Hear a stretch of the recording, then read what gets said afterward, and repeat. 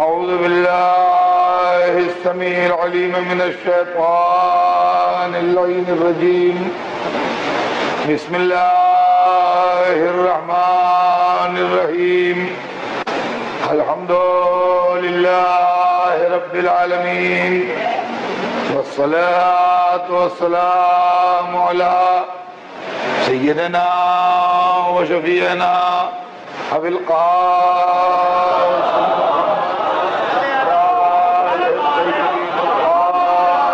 المعصومين، ولعنة الله على أعدائهم أجمعين من يومنا هذا إلى يوم الدين.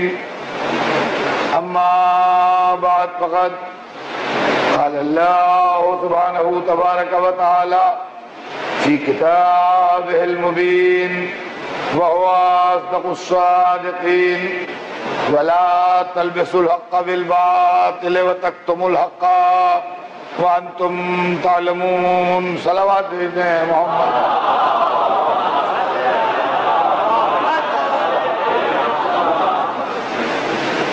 خداوند عالم قرآن مجید میں ارشاد فرما رہا ہے کہ اور حق کو باطل سے نہ ملاؤ اور حق کو نہ چھپاؤ جبکہ تم جانتے ہو. عزیزان گرامی، سلسلہ کلام ذہن علی میں ہوگا. ہمارے آپ کے درمیان گفتگو جو ہے وہ یہ ہے کہ مذہب بہترین چیز ہے، اس کی ساری بربادی اور ساری تباہی اس لیے ہے کہ سیاست مذہب پر اپنا پردہ ڈالتی ہے اور سیاست مذہب کے دامن پر اپنے دھبے لگاتی ہے. تو ساری ذمہ داری سیاست کی ہے، مذہب کا اس سے کوئی تعلق نہیں. عزیزان گرامی، میں نے کل آپ کی خدمت میں یہ بات عرض کی تھی کہ مولا علی کا قاتل جو نام سے مسلمان لگ رہا ہے، اسلام کا کوئی فرقہ اس کو ایکسپٹ کرنے کے لیے تیار نہیں ہے، اور اسلام کا کوئی گروپ اور کوئی پارٹی یہ نہیں کہہ رہی ہے کہ وہ ہمارا آدمی ہے. تو پھر وہ کون ہے؟ یہ بات ظاہر ہے کل سے آج تک لوگوں کے دماغوں میں گھومتی رہی ہوگی کہ پھر وہ کون ہے. تو میں آج آپ کو تاریخ کی روشنی میں کچھ چہرے دکھانا چاہتا ہوں جس سے آپ کو اندازہ ہوگا کہ اسلام میں کیا ہوا اور اسلام کی اصلی ٹریجڈی کیا ہے. ایک بہت پرانا قصہ ہے تاریخی، جو میں 6-7 دفعہ شاید اسی مسجد میں پڑھ چکا ہوں، مگر پھر ریپیٹ کروں گا اسے. اس لیے ریپیٹ کروں گا کہ اس کے بغیر میرا بیان آگے نہیں بڑھے گا. وہ کوئی مضمون نہیں ہے، ایک تاریخی واقعہ ہے. اسلام ایک مذہب ہے. رسول اللہ رسول تھے، بادشاہ نہیں تھے. یہ سمجھ لیجئے، پہلے کچھ چیزیں دماغ میں نوٹ کر لیجئے. حضور سرور کائنات رسول تھے، بادشاہ نہیں تھے. اور حدیث میں ہے کہ جب اللہ نے ان کے سر پر تاج رسالت عظمیٰ رکھ دیا اور ان کو 1,24,000 رسولوں کا سردار بنا دیا، تو پھر جبرائیل کو بھیجا اور جبرائیل نے آ کے عرض کی کہ اللہ تحفہ درود و سلام کے بعد ارشاد فرما رہا ہے کہ اے ہمارے حبیب، ہم نے تمہیں 1,24,000 رسولوں کا سردار تو بنا دیا، مگر ہم تمہیں ایک عہدہ اور دینا چاہتے ہیں اور تمہارے ایک تمغہ اور لگانا چاہتے ہیں. ہم تمہارے سامنے 2 چیزیں بھیجیں گے، تم ان میں سے ایک اٹھا لو نا، ایک لے لینا اور ایک واپس کر دینا۔ تو حضور نے کہا جیسی مرضی میرے معبود کی۔ جب رسول نے یہ فرمایا تو جبرائیل فوراً 2 چیزیں لے کے حاضر ہوئے۔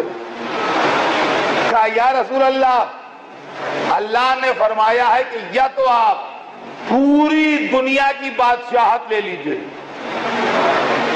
پوری زمین جہاں تک ہے اللہ کی، اس پوری کی بادشاہت بغیر کسی کی شرکت کے، اکیلے آپ پوری کائنات کے بادشاہ بن جائیے، اور یا آپ ہمارے عبد اور بندے بن جائیے، یا عبدیت لے لیجئے یا بادشاہت لے لیجئے۔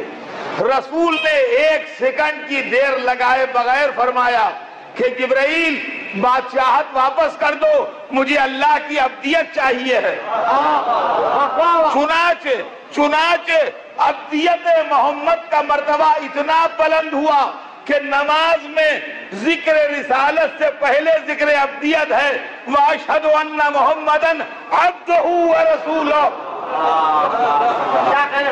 نماز میں حضور کی عبدیت کا ذکر آتا ہے رسالت سے پہلے۔ آپ جو تشہد پڑھتے ہیں اس کے اندر آپ یاد کیجئے کیا پڑھتے ہیں، وَأَشْهَدُ أَنَّ مُحَمَّدًا عَبْدُهُ وَرَسُولُهُ۔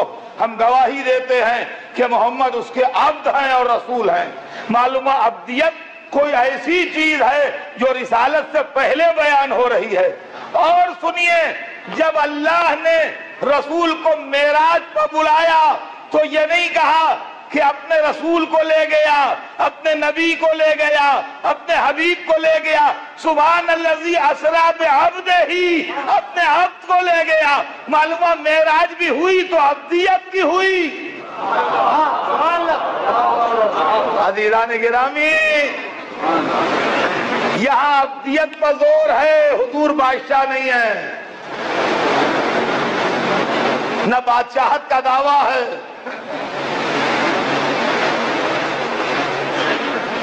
اسلام جو لائے ہیں وہ دین ہے۔ خدا قرآن میں کہہ رہا ہے ان الدین عند اللہ الاسلام، دین اللہ کے نزدیک اسلام ہے۔ حضور دین لائے، حضور نے دین کو پہنچایا، دین کی تبلیغ کی، دین کو پہنچانے میں مصیبتیں جھیلی، تکلیفیں اٹھائیں، پریشانیاں برداشت کی، غم اٹھائے، وطن چھوڑا، عزیزوں کے لاشیں دیکھے، دوستوں کی میتیں دیکھی، عبیدہ کا جنازہ دیکھا، حمزہ کی ٹکڑے ٹکڑے لاش دیکھی، جعفر کی خبر سنی۔ یہ سب رسول کے خاندان کے لوگ تھے، عزیز تھے، اور دوستوں اور ساتھیوں کی میتیں دیکھی، خود زخم کھائے، دندان مبارک شہید ہوئے، ساری زحمتیں اٹھا کے دین پہنچایا۔ اور تاریخ گواہ ہے کہ ایک گروپ 20 برس تک رسول سے لڑتا رہا، ایک گروپ 20 برس تک رسول سے لڑتا رہا، مکے میں ستاتے رہے، مدینے میں لشکر لے لے کے آتے رہے، پتھر مارتے رہے، قتل کرتے رہے، ظلم کرتے رہے، مسلمانوں کو ایذائیں پہنچاتے رہے، کوشش کرتے رہے کہ اسلام کا چراغ بجھ جائے، مگر ان کی کوششیں کامیاب نہ ہوئی۔ یہاں تک کہ حضور مکے کو فتح کرنے کے لیے لشکر لے کے مکے پہنچ گئے۔ جب حضور کا لشکر مکے پہنچا ہے، جس نے مکہ فتح کیا ہے، تو شام ہو رہی تھی۔ یہ تاریخی واقعہ ہے، شام ہو رہی تھی۔ حضور نے کہا کہ یہی ٹھہر جاؤ، ہم رات کے اندھیرے میں مکے میں داخل ہونا نہیں چاہتے، اس لیے کہ سیکورٹی کے حساب سے اس شہر میں رات کو جانا ٹھیک نہیں ہے۔ لشکر مکے کے باہر میدان میں پڑاؤ ڈال کے ٹھہر گیا۔ لشکر کو دیکھنے کے لیے دو آدمی پہاڑ پر چڑھے، ان میں ایک مسلمان تھا، ایک کافر تھا، ایک بنی ہاشم میں سے تھا، ایک بنی امیہ میں سے تھا۔ یہ واقعہ میرا پڑھا ہوا ہے، آپ کو یاد آ رہا ہوگا۔ مسلمان جو صاحب تھے اور بنی ہاشم میں سے تھے، ان کا نام تھا عباس ابن عبد المطلب، رسول کے چچا۔ اور جو شخص کافر تھا اور بنی امیہ میں سے تھا، اس کا نام تھا ابو سفیان ابن حرب، یزید کا دادا۔ پہچان جائیے، یہ دونوں پہاڑ پر چڑھے۔ ابو سفیان نے دور تک پھیلے ہوئے لشکر اسلام کو دیکھا تو اپنے کو کنٹرول نہیں کر پایا، اور اس نے عباس سے مخاطب ہو کے کہا کہ اوفو، تمہارے بھتیجے نے بہت بڑی حکومت بنا لی۔ لشکر اسلام دیکھ کے ایک کافر کا ریاکشن یہ ہوا کہ اوفو، تمہارے بھتیجے نے بہت بڑی حکومت بنا لی، جس پر عباس کو یہ بات بری لگی، اور عباس نے اس کو کوہنی مار کے کہا کہ بدبخت، یہ حکومت نہیں ہے، رسالت ہے۔ دیکھیے یہاں پر ٹھہر جائیے، دو آدمی دیکھ رہے ہیں لشکر اسلام، کافر دیکھ کے کہتا ہے یہ حکومت ہے، مسلمان دیکھ کے کہتا ہے یہ رسالت ہے۔ ابھی تک سب خیریت ہے، اس لیے کہ دو نظریے ہیں تو دو مذہب بھی ہیں۔ کافر کے خیال میں حکومت ہے، مسلمان کے خیال میں رسالت ہے۔ سویرے غضب ہو گیا، یہ ابو سفیان مصلحتاً کلمہ پڑھ کے مسلمان ہو گیا۔ اب مسلمانوں ہی میں دو طرح کے لوگ ہو گئے، ایک اسلام کو حکومت سمجھنے والے، ایک رسالت سمجھنے والے۔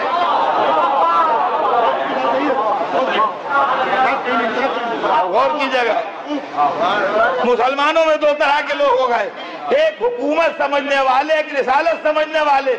اب یہاں سے آئیے، کچھ لوگ سارے مذہبی معاملات کو حکومت کے اینگل سے دیکھتے ہیں، کچھ سارے معاملات کو رسالت کے اینگل سے دیکھتے ہیں۔ کبھی کبھی اسی لیے بڑی غلط فہمیاں ہوتی ہیں۔ توجہ چاہتا ہوں عزیزان گرامی، میرے ایک ایک جملے پر غور کرتے چلیے گا۔ دو عینکیں ہیں، اگر رسالت کی عینک لگا کے دیکھیے تو کچھ اور دکھائی دیتا ہے، اگر حکومت کی عینک لگا کے دیکھیے تو کچھ اور دکھائی دیتا ہے۔ حکومت و سیاست کا مزاج یہ ہے کہ جس طرح کام بنے بناؤ۔ اگر باپ کو قید کر کے حکومت ملتی ہے تو لے لو، اگر بھائیوں کو قتل کر کے ملتی ہے تو لے لو، اگر زندگی بھر کی دوستی پامال کر کے اقتدار ملتا ہے تو پامال کر دو، اگر عزیزداری خاک میں ملتی ہے تو ملا دو، اگر مذہب کا سودا ہوتا ہے تو کر لو، اگر وعدہ کر کے مکرنا پڑتا ہے تو مکر جاؤ۔ سیاست کا اصول یہ نہیں ہے کہ بات پر قائم رہو، جدھر پاور دیکھو دل بدلی کر کے چلے جاؤ۔ سیاست کا مزاج ہے دل بدلی، مذہب کا مزاج ہے استقامت۔ اور فرمایا آپ نے، مذہب کا مزاج ہے استقامت۔ مذہب کے کچھ اصول ہیں، نماز مذہب ہے، سنیے، نماز ایک مذہبی فرض کا نام ہے، تو جب جہاں جیسے دل چاہے نماز نہیں ہوگی، جو اللہ کے لیے نماز پڑھے گا وہ یہ دیکھ لے گا کہ میرے کپڑے پاک ہیں کہ نہیں، اس لیے کہ نجس کپڑوں میں نماز نہیں ہوتی۔ وہ دیکھ لے گا میں وضو کیے ہوئے ہوں کہ نہیں، اس لیے کہ بغیر وضو نماز نہیں ہوتی۔ وہ یہ دیکھ لے گا کہ میرا رخ قبلے کی طرف ہے کہ نہیں، اس لیے کہ بغیر رخ قبلے کی طرف کیے نماز نہیں ہوتی۔ لیکن یہ کون سی نماز ہے؟ یہ مذہبی نماز ہے۔ پھر یہ بھی دیکھنا پڑے گا کہ کس وقت کی نماز ہے، اتنی مقدار میں پڑھی جائے گی۔ مغرب کی ہے تو 3 رکعت ہوگی، عشاء کی ہے تو 4 رکعت ہوگی، صبح کی ہے تو 2 رکعت ہوگی، ظہر عصر کی ہے تو 4 رکعت ہوگی، نہ اس سے کم ہوگی نہ اس سے زیادہ ہوگی۔ یہ مذہبی نماز ہے۔ اب ہمارے ساتھ یہ ہوا کہ ہم نے کہا کہ ارے بھائی سویرے جو ہم اٹھے تو بڑا سہانا منظر تھا اور آسمان پر جو روشنی پھیل رہی تھی اس کو دیکھ کے ہمارے دل کی عجب کیفیت ہونے لگی اور چڑیاں چہچہا رہی تھی اور عجب ہوا ٹھنڈی چل رہی تھی۔ ایسا مجھے عبادت کا جوش آیا اور ایسا شوق ہوا کہ میں نے بھی نیت کر لی کہ نماز پڑھتا ہوں صبح کی 10 رکعت۔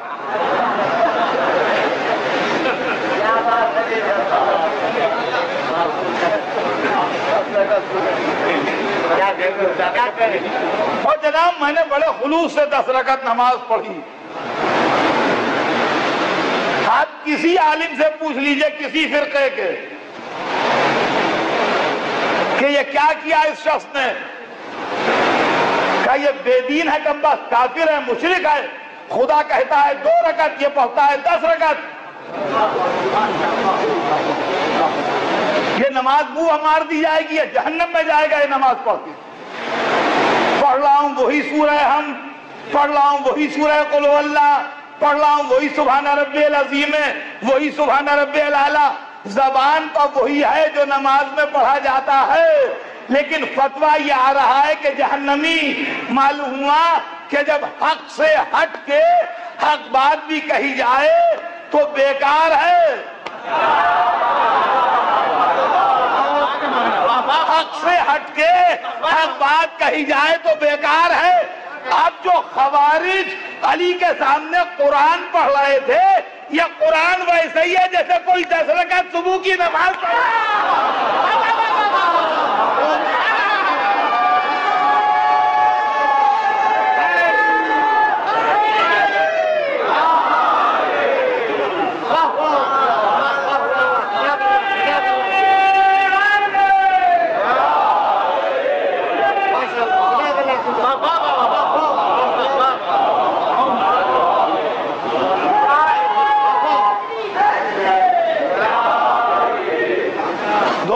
سمجھ لیجئے کہ ہمیشہ مذہبی کلر میں مذہب نہیں ملتا ہے۔ وہ نمازیں پڑھ رہا ہے، نہ برا کہہ رہا ہے کسی کو، نہ گالیاں بک رہا ہے، نہ غیبت کر رہا ہے، کچھ بھی نہیں کر رہا ہے۔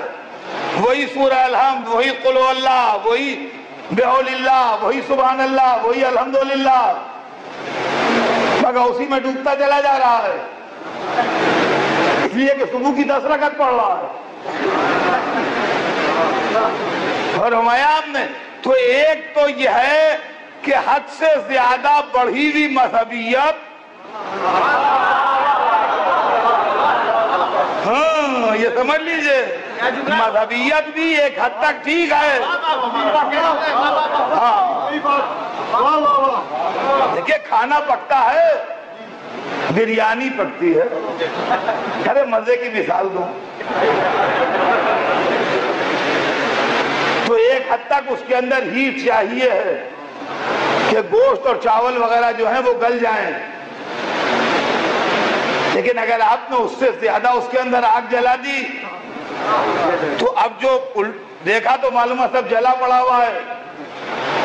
تو ان کا ہم نے تو گلانے کے لیے ان کا کہ آپ نے زیادہ آگ کر دی اس کے نیچے تو وہ جل گیا. بہت سے مسلمان ایسے ہیں جو جوش اسلام میں پکے نہیں جل گئے.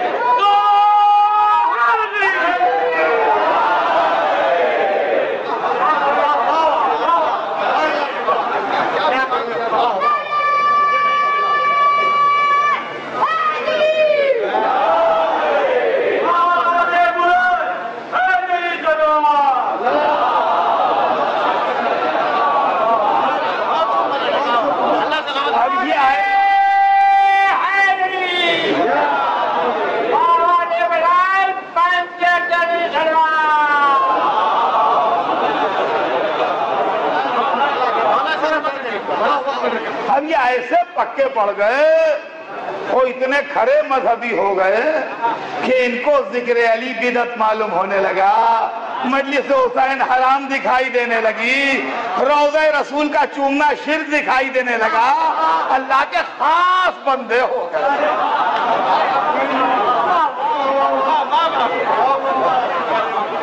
دیکھا تو عزیزان گرامی, مذہب بے شک ہمارا دین ایمان مگر وہ اتنا ہی جتنا خدا نے بتایا.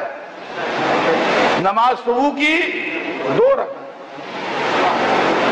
اس کے آگے 2 رکعت پڑھیے تو ایمان, اور 2 رکعت سے آگے بڑھیے تو کفر. تو یا تو حد سے سوا مذہبیت ہے وہ بھی غلط, اور یا پھر میاں نماز ہوتی ہے پولیٹیکل. حضرت پولیٹیکل نماز کی بھی سن لیجئے خدا کی قسم. نماز ہے مذہب, تو نماز ہوگی پاک کپڑوں میں, نجس میں نہیں ہوتی. آپ کی باڈی بھی پاک ہونا چاہیے, اس کے مسائل ہیں سب اپنی جگہ. مجھے وہ مسئلے نہ پڑھنے کا وقت ہے نہ کوئی موقع ہے, مگر جسم پاک ہو, کپڑے پاک ہو, رخ قبلے کی طرف ہو, جیسی آپ کی تکلیف شرعی ہو, وضو کیے ہوئے ہوں یا غسل یا تیمم, مانے جو بھی اس کے مسئلے ہیں اس فریم ورک کے اندر نماز ہوگی. ہم ایک بار سے اٹھ کے آ رہے تھے,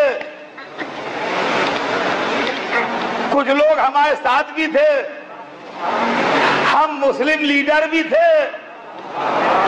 اتفاق سے الیکشن قریب ہے, مسلم ووٹ کیپچر کرنے کے لیے ہمیں جماعت کی پہلی صف میں ہونا تھا, اس لیے کہ ٹی وی نماز کی شاٹ لے رہا تھا. ہم کھٹ پہ کھڑے ہو گئے, ہمارے ساتھیوں کو حیرت ہوئی, ارے بغیر وضو کے کھڑے ہو گئے, کپڑے نجس تھے, ہم نے خود دیکھا, اس کے بعد کھڑے ہو گئے. وہاں باہر سے آ رہے تھے, کھڑے ہو گئے. ہمارا چھوڑو, یہ نماز خدا کے لیے تھوڑی ہو رہی ہے, یہ رخ ٹی وی کی طرف نیت الیکشن کی.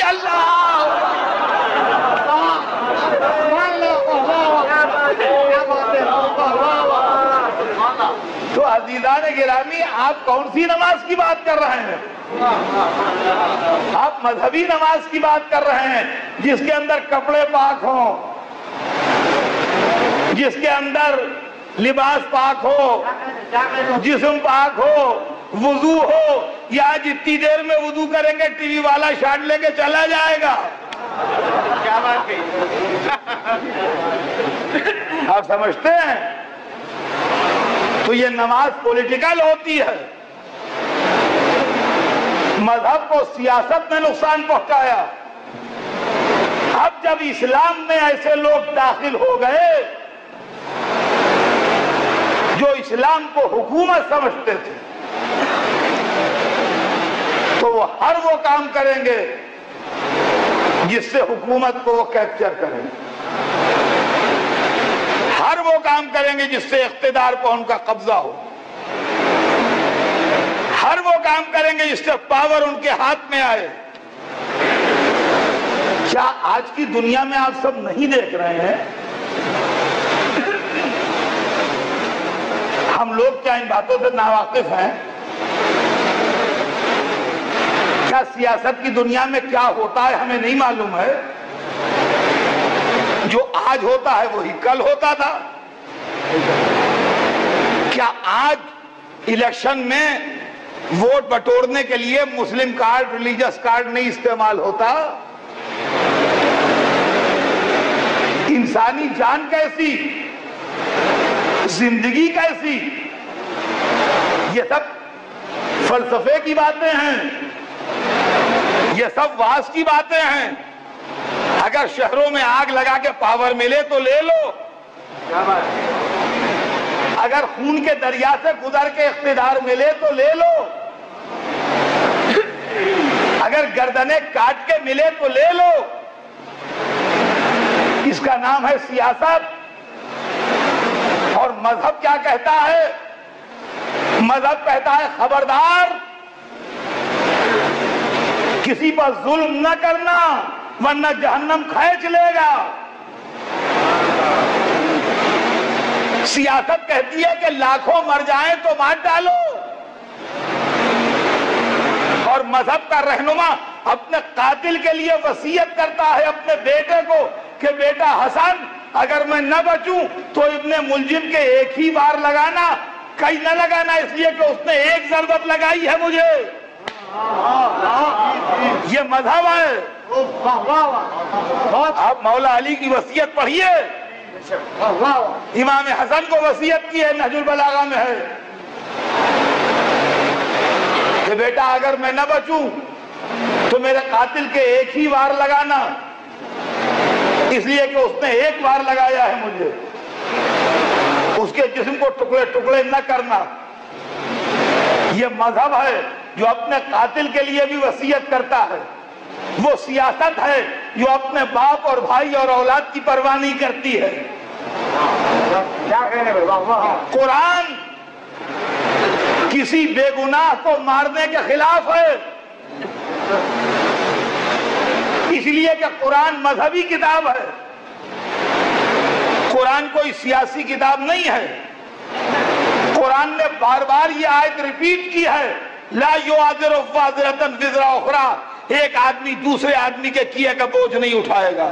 لا یعذر وازرۃ وزر اخری، ایک آدمی دوسرے آدمی کے کردار و عمل کا بوجھ نہیں برداشت کرے گا۔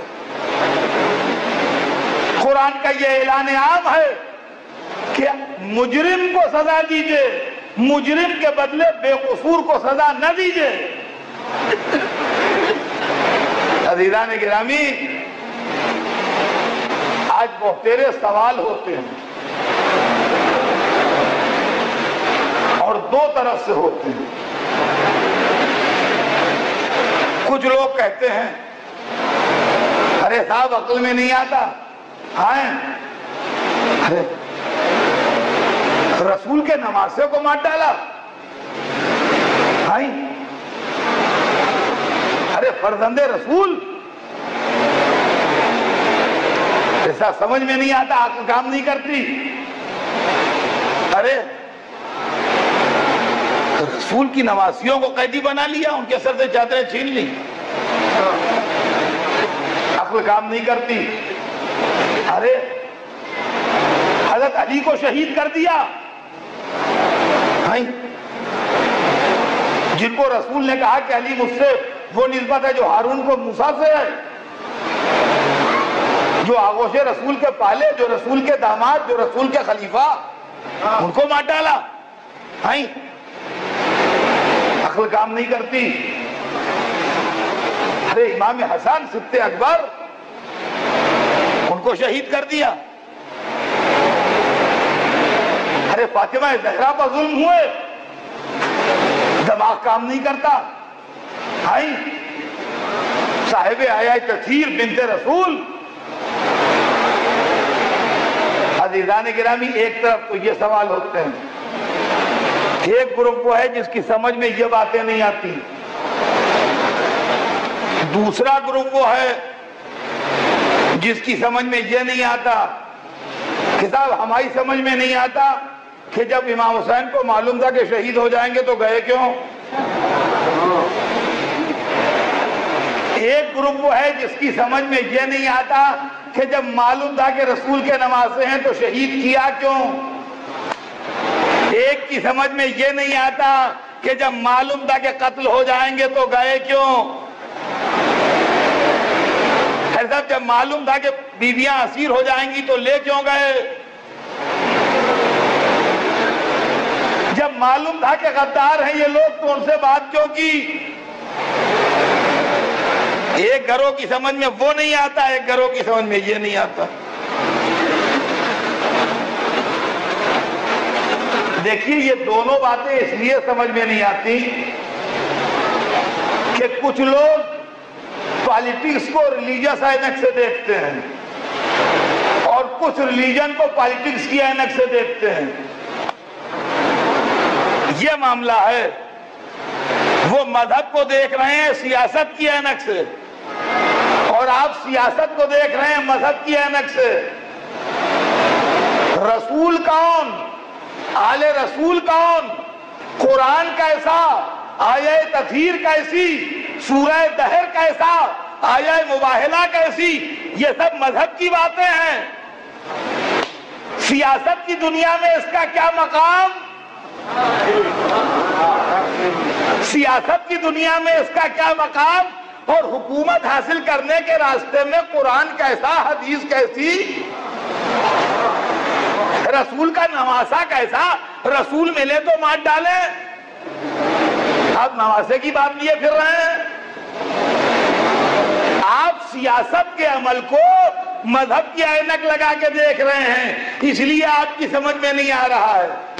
ادھر جو لوگ کہہ رہے جب حسین کو معلوم تھا شہادت ہے تو گئے کیوں، وہ مذہبی عمل کو سیاست کی اینک لگا کے دیکھ رہے ہیں. اس لیے کہ سیاست کا تقاضا یہ ہے کہ جہاں تمہاری ذات کا فائدہ ہو وہاں جاؤ، جہاں نقصان ہو وہاں نہ جاؤ. وہ حسین کے عمل کو حکومت کے اینگل سے دیکھ رہے ہیں، اس لیے حسین کا جانا سمجھ میں نہیں آتا.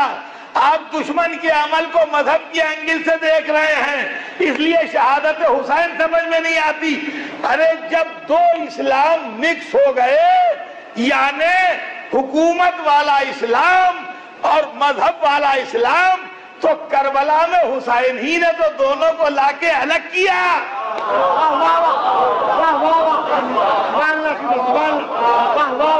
عزیزان گرامی، کربلا میں حسینی نے تو دونوں کو لا کے الگ کیا ہے. جب دونوں ایک ہو گئے، اس لیے کہ جب دال چاول مل جائے، کھچڑی ہو جائے، تو بیٹھ کے چنے کون. ایک گروپ مسلمانوں میں وہ جو اسلام کو حکومت سمجھ رہا ہے، ایک گروپ مسلمانوں میں وہ جو اسلام کو مذہب سمجھ رہا ہے. دونوں ہو گئے کھچڑی. اب جس سے کہیے تم حکومت والے ہو، وہی استینے الٹ کے آ جائے گا. ہم اللہ والے ہیں، تم کیسے کہہ رہے ہو حکومت والے ہیں. کوئی نہیں راضی ہوگا یہ کہنے کے لیے کہ ہم حکومت والے ہیں. تو یہ بات کیسے ثابت کی جائے؟ تو یہ ہر ایک کے بس میں نہیں تھا ثابت کرنا. یہ کام رسول کا نواسا ہی کر سکتا تھا کہ کربلا کے میدان میں للکار لیا، آ جاؤ، یہ بھی مسلمان وہ بھی مسلمان. اب دنیا آنکھوں سے دیکھ لے کہ مذہبی اسلام کون ہے، سیاسی اسلام کون ہے. دیکھ لو مذہبی اسلام کیا ہے، سیاسی اسلام کیا ہے.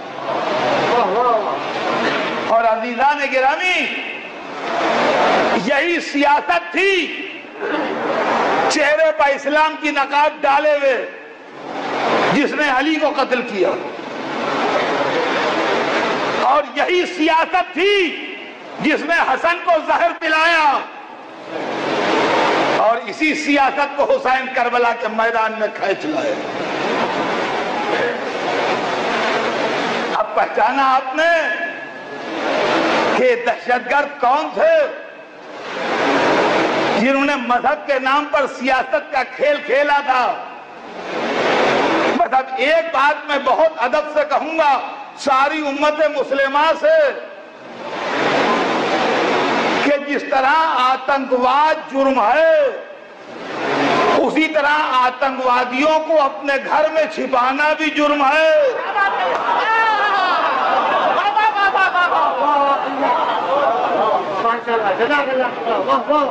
میرا کیریکٹر تو بالکل صاف ہے، لیکن میرے گھر سے اگر آتنکوادی پکڑا جائے تو جیل سے بچ نہیں سکتا بھیا میں۔ عزیزان گرامی، عبد الرحمن جس نے علی کو قتل کیا، میں کل کہہ چکا کہ مسلمانوں میں سے نہیں تھا، لیکن اب مسلمانوں کو بھی یہ چاہیے ہے کہ وہ کسی فرقے کا لیبل استعمال نہ کرنے پائے۔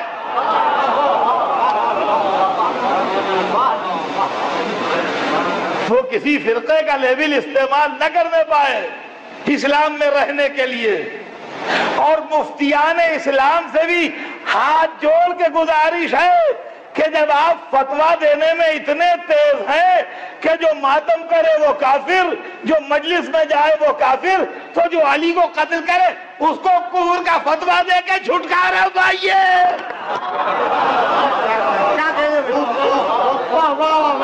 چھٹکارا پائیے اس سے۔ عزیزان گرامی، تاریخ چہروں کو بے نقاب کر رہی ہے۔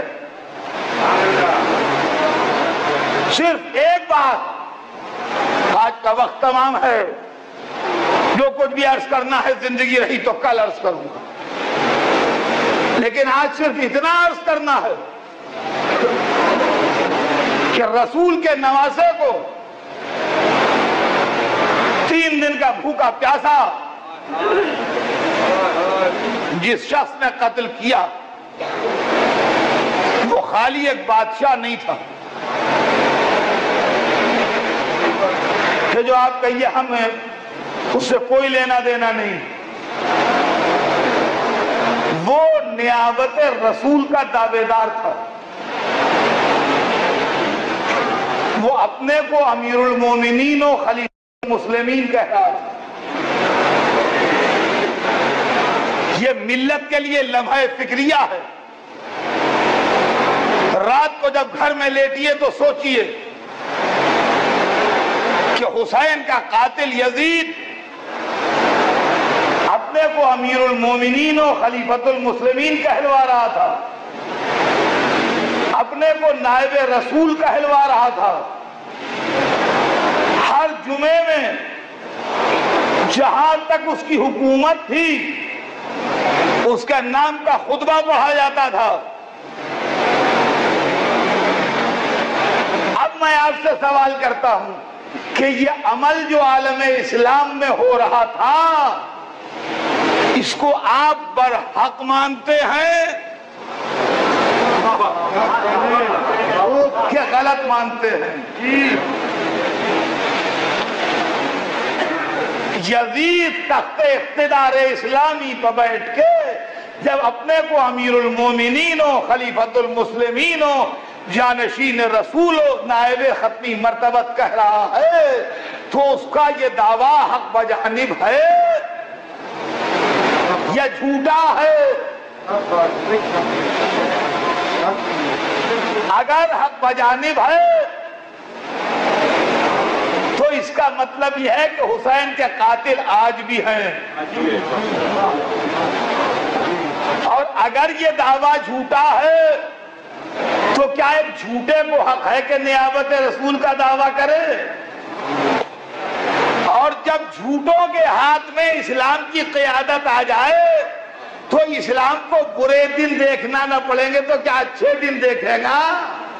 اب پوری ملت مسلمہ سر جوڑ کے بیٹھ کے یہ فیصلہ کرے کہ اس کو حسین والا اسلام چاہیے کہ یزید والا اسلام چاہیے.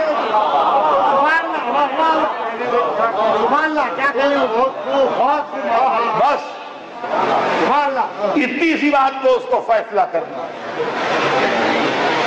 اسی لیے حسین اپنے ساتھ بڑا انتظام لائے تھے، اور اس انتظام میں ایک بیٹا ایسا بھی تھا جو رسول اللہ کی صورت تھا.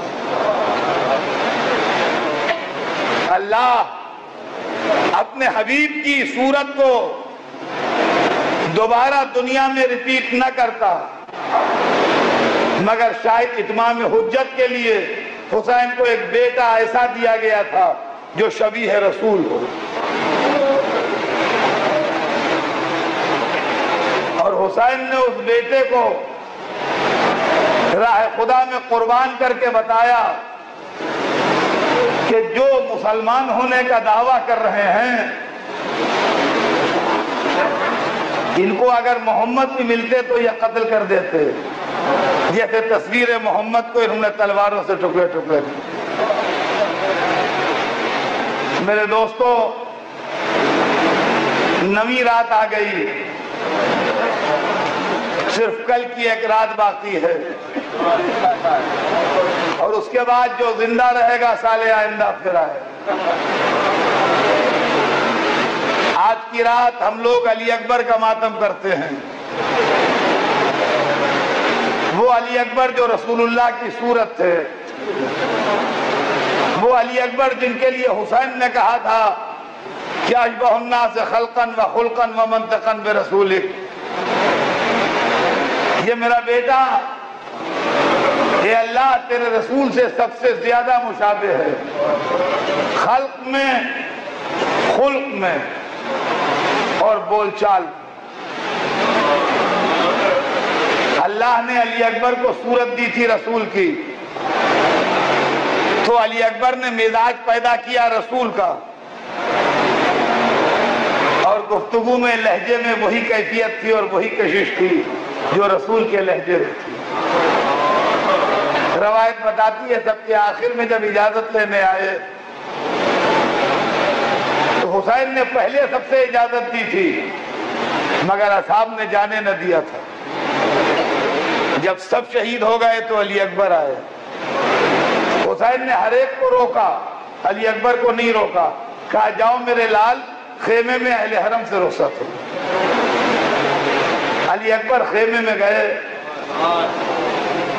مجھے نہیں معلوم کیا باتیں ہوئی، مجھے نہیں معلوم کیا گفتگو ہوئی، مجھے اتنا معلوم ہے کہ شہزادہ نکلنا چاہتا تھا، شہزادیاں روک لیتی تھی. علی اکبر یوں نکلے جیسے بھرے گھر سے جنازہ نکلتا.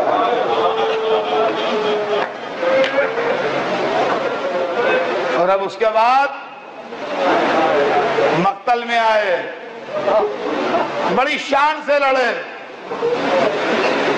بکر ابن غانم جیسے زبردست پہلوان کو قتل کیا، اور اس کے بعد اپنے بابا سے ملنے آئے. کہا بابا پانی کی کوئی سبیل ہو سکتی؟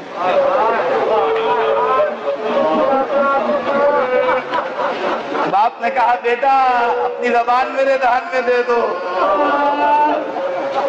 علی اکبر نے زبان دہن میں دی اور گھبرا کے نکال لی. بابا آپ کی زبان تو میری زبان سے زیادہ سوکھی ہے. ہائے نہ جانے کب سے پیاسا تھا میرا مولا حسین.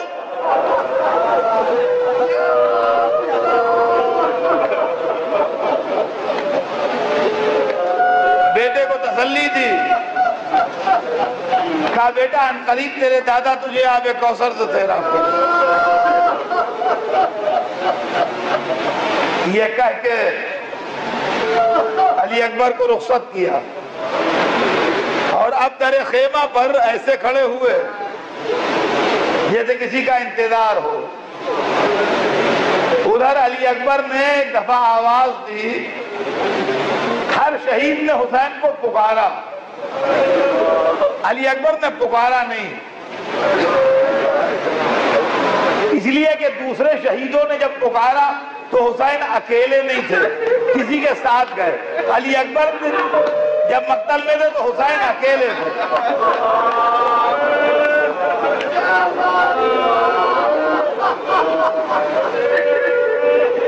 پکارا نہیں, خالی باپ کو سلام آخر کیا, یا ابتا لک منی السلام, بابا میرا سلام لیجئے. اور حسین اس آواز پر چلے. روایت میں کہہ رہے تھے یا علی, اب اللہ جانے علی اکبر کو پکار رہے تھے یا شاہ نجف کو پکار رہے تھے.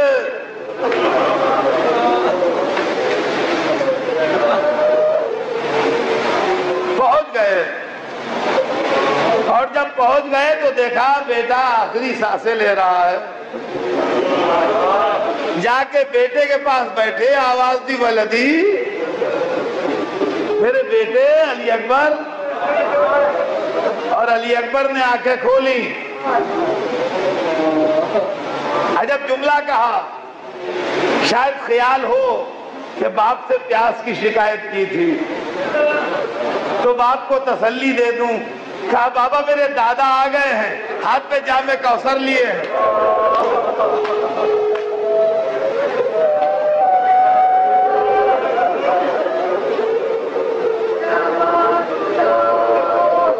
میرے دادا آ گئے, ہاتھ میں جام کوثر لیے ہیں.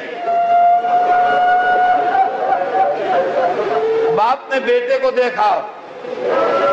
تاریخ عالم و آدم میں کسی نبی پر, کسی وصی پر, کسی اللہ کے خاص بندے پر یہ وقت نہیں پڑا جو حسین پر پڑا. تنہائی ہے, اکیلے ہیں, چاروں طرف دشمن ہیں, دور خیمے سے رونے کی آواز آ رہی ہے. بیٹا رک رک کے سانسیں لے رہا ہے.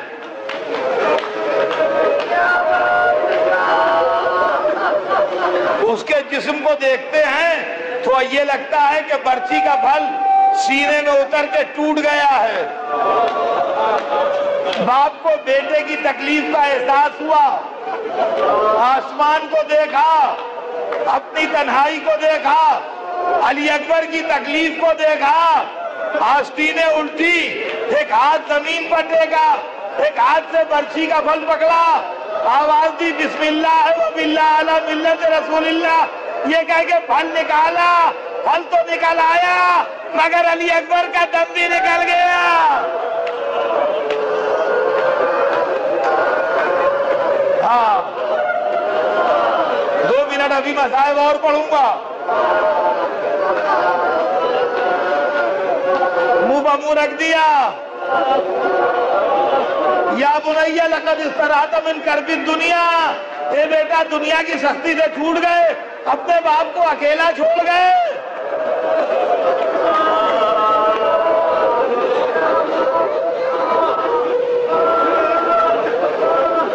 عزیزوں, آپ نے دیکھا ہے جب کسی گھر سے جوان کا لاشا نکلتا ہے, کبھی دیکھا ہے آپ نے کسی گھر سے جوان کا لاشا نکلتے ہوئے؟ کوئی ماں کو سنبھالتا ہے, کوئی بہن کو سنبھالتا ہے, کوئی پھوپھی کو سنبھالتا ہے, کوئی باپ کو سنبھالتا ہے, کوئی بھائی کو سنبھالتا ہے. لاشا دوسروں کے ہاتھوں میں ہوتا ہے.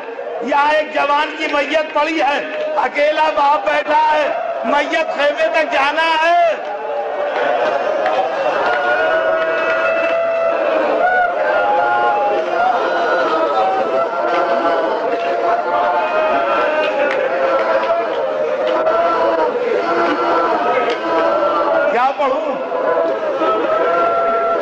لوگ کہتے ہیں مصائب کم وقت ہو, اب کیسے پڑھوں مصائب؟ میں بھی تو انسان ہوں نا.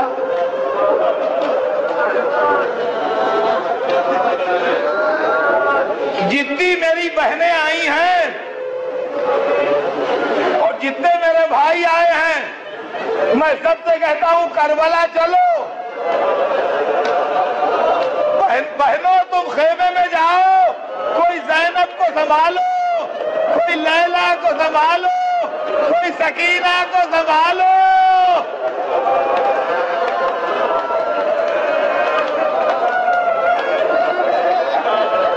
اور اے میرے بھائیوں، امام کے آگے ہاتھ جوڑ کے جاؤ، مولا ہٹ جائیے، علی اکبر کا جنازہ ہم اٹھائیں گے.